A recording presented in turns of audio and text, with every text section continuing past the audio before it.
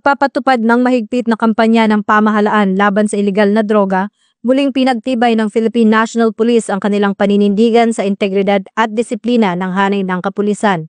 Kamakailan, sumailalim sa isang random drug test ang mga tauhan ng PNP Public Information Office sa Camp Crame nito lamang ika-22 ng Oktubre sa kasalukuyang taon. Sa ilalim ng pamumuno ni Acting Chief PNP Police Lieutenant General Jose Melencio C. Nartates Jr., pinalakas ng PNP ang internal cleansing program sa pamamagitan ng random drug testing sa iba't ibang unit ng kapulisan sa buong bansa. Bilang halimbawa, nanguna ang Public Information Office o PIO sa aktibidad na ginanap sa nasabing lugar katuwang ang PNP Forensic Group.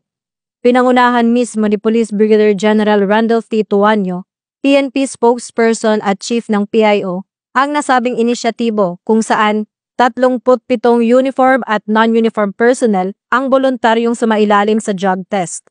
Ayon kay Police Lieutenant General Nartates, bahagi ito ng Integrity Monitoring Program ng PNP na layuning palakasin ang disiplina, transparency at accountability sa lahat ng unit.